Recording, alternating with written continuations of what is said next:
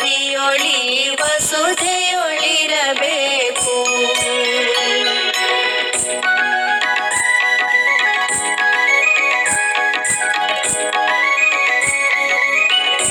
31 ವರ್ಷ ಆದಮೇಲೆ ಬೆಂಗಳೂರಲ್ಲಿ ನಡೀತಾ ಇದೆ.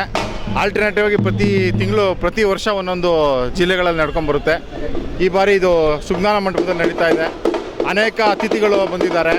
ನಮ್ಮ ಎಂ ಬಿ ಪಾಟೀಲರು ಬಂದಿದ್ದಾರೆ. ಡಿ ಕೆ ಶಿವಕುಮಾರ್ ಉದ್ಘಾಟನೆ ಮಾಡಲು ಬರ್ತಾ ಇದ್ದಾರೆ. ನಾಳೆ ಸಮಾರೋಪ ಸಮಾರಂಭಕ್ಕೆ ನಮ್ಮ ರಾಷ್ಟ್ರೀಯ ನಾಯಕರಾಗಿರ್ತಕ್ಕಂಥ ಈಶ್ವರ್ ಖಂಡ್ರೆ ಅವರು ಬರ್ತಾ ಇದ್ದಾರೆ. ಮತ್ತು ವಿಜಯೇಂದ್ರದವರು ಬರ್ತಾ ಇದ್ದಾರೆ. ರಾಜ್ಯಾಧ್ಯಕ್ಷರು BJP ಅವರು ಕೂಡ ಬರ್ತಾ ಇದ್ದಾರೆ. ನಮ್ಮ ಮಲ್ಲಿಕಾರ್ಜುನ್ ಮತ್ತು ಗಂಗಾಂಬಿಕಾ ಮಲ್ಲಿಕಾರ್ಜುನ್ ಮತ್ತು ಪುಟ್ಟರಾಜಣ್ಣವರ ನೇತೃತ್ವದಲ್ಲಿ ಈ ಕಾರ್ಯಕ್ರಮ ನಡೀತಾ ಇದೆ. ಇನ್ನು ಅನೇಕರು ಈ ಕ್ಷೇತ್ರದ ಶಾಸಕರಾಗಿರ್ತಕ್ಕಂಥ ಪ್ರಿಯಾ ಕೃಷ್ಣ ಅವರು ಬೆಳಗ್ಗೆ ಬಂದು ಧ್ವಜಾರೋಹಣ ಕಾರ್ಯಕ್ರಮ ಮಾಡಿದ್ರು. ಈಗ ಅವ್ರ ತಂದೆಯವರಾಗಿರ್ತಕ್ಕಂಥ ವಿಜಯನಗರ ಕ್ಷೇತ್ರದ ಶಾಸಕರಾಗಿರ್ತಕ್ಕಂಥ ಕೃಷ್ಣಪ್ಪನವ್ರು ಬಂದಿದ್ದಾರೆ. ಇನ್ನೂ ಅನೇಕರು ಶರಣರು ನಮ್ಮ ಸಮಾಜದ ಅತಿ ಎಲ್ಲ ಭಾಗದಿಂದ ಬಂದಿರತಕ್ಕಂಥ ಶರಣರು ಬಂದಿದ್ದಾರೆ. ಕಾರ್ಯಕ್ರಮ ಭಾಳ ಚೆನ್ನಾಗಿ ನಡೀತಾ ಇದೆ. ಸುತ್ತೂರು ಶ್ರೀಗಳ ನೇತೃತ್ವದಲ್ಲಿ ಕಾರ್ಯಕ್ರಮ ನಡೀತಾ ಇದೆ. ಸಿದ್ಧಲಿಂಗ ಮಹಾಸ್ವಾಮಿಗಳು ಇನ್ನೂ ಅನೇಕ ಸ್ವಾಮಿಗಳು, ನಾಳೆ ಪಾಲ್ಕಿ ಸ್ವಾಮೀಜಿಗಳು ಕೂಡ ಬರೋರಿದ್ದಾರೆ. ಇನ್ನು ಅನೇಕ ಸ್ವಾಮೀಜಿಗಳು ಬಂದು ಕಾರ್ಯಕ್ರಮವನ್ನು ಯಶಸ್ವಿಗೊಳಿಸಿದ್ದಾರೆ. ಸರ್, ಈ ಮುಂದುವರೆದ ತಂತ್ರಜ್ಞಾನ ಯುಗದಲ್ಲಿ ಇನ್ನೂ ವಚನ ಸಾಹಿತ್ಯ ಈ ಸಮ್ಮೇಳನಗಳು ಎಷ್ಟರ ಮಟ್ಟಿಗೆ ಜನರನ್ನ ಪರಿಣಾಮಕಾರಿ ತಲುಪುತ್ತೆ? ನೋಡಿ, ಈಗ ನಾವು ಟೆಕ್ನಾಲಜಿ ಯೂಸ್ ಮಾಡ್ಕೋಬೇಕು, ತಂತ್ರಜ್ಞಾನ ನಾವು ಅಳವಡಿಕೆ ಮಾಡ್ಕೋಬೇಕು.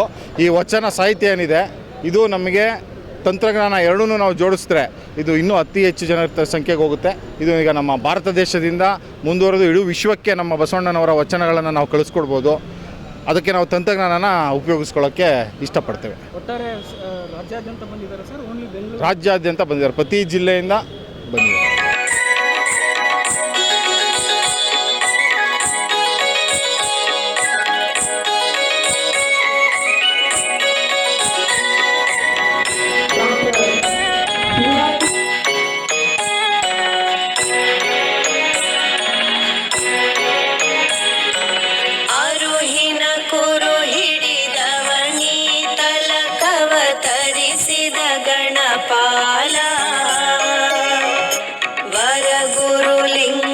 ಸುಜಂಗಮ ಸೌಖ್ಯಾಕರ ಪಾವನಶೀಲ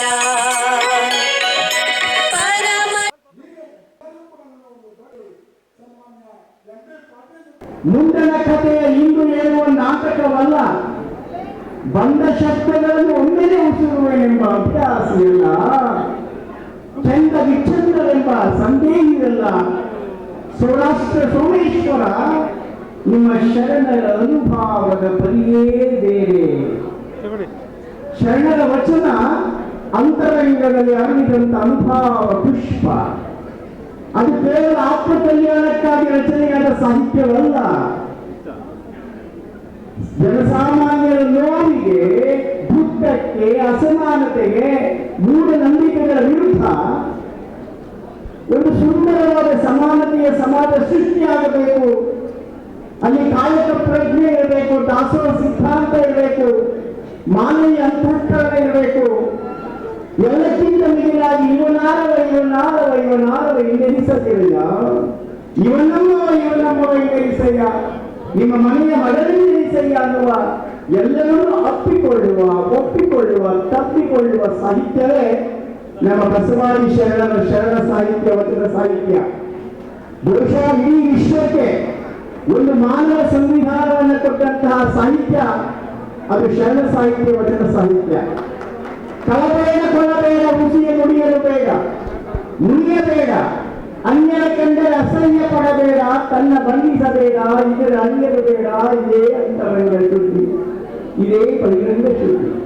ಈ ಸಪ್ತ ಸೂತ್ರಗಳನ್ನ ವಿಶ್ವದ ಸಂವಿಧಾನವಾಗಿ, ನೀತಿ ಸಂಹಿತೆಯಾಗಿ, ಮಾನವ ಸಂವಿಧಾನವನ್ನಾಗಿ ಕೊಟ್ಟಂತಹ ಆ ಶರಣ ಸಾಹಿತ್ಯವನ್ನ ಪರಮಪೂಜ್ಯ ಶಿವರಾತ್ರಿ ರಾಜೇಂದ್ರ ಮಹಾಸ್ವಾಮಿಯವರು ವಿಶ್ವದಾದ್ಯಂತ ಪ್ರಸಾರ ಮಾಡಬೇಕೆಂಬ ಹಂಬಲದಿಂದ ಸ್ಥಾಪನೆ ಮಾಡಿದ್ದಾರೆ. ಅಂತಹ ಪೂಜ್ಯ ಶಿವರಾತ್ರಿ ರಾಜೇಂದ್ರ ಮಹಾಸ್ವಾಮಿಯನ್ನು ಸ್ಮರಿಸಿಕೊಳ್ತಾ, ಎಲ್ಲೋ ಅಜ್ಞಾತವಾಗಿದ್ದ, ನಿಗೂಢವಾಗಿದ್ದ ವಚನ ಸಾಹಿತ್ಯವನ್ನ ತಮ್ಮ ಕಠಿಣ ಪರಿಶ್ರಮದಿಂದ ಇಡೀ ತಮ್ಮ ಬದುಕಿನ ಎಲ್ಲ ಲೌಕಿಕ ಆಕರ್ಷಣೆಗಳನ್ನು ಮೀರಿ ಸಂಗ್ರಹ ಮಾಡುವಂತಹ ಒಂದು ಕಾಯಕವನ್ನ, ಇದು ನನ್ನ ಕಾಯಕ ಅಂತ ಭಾವಿಸಿದಂತಹ ಆ ಫಾಗು ಹರಕಟ್ಟೆಯವರನ್ನು ಸಂದರ್ಭ ಸ್ಮರಿಸಿಕೊಳ್ಬೇಕು. ಒಬ್ಬ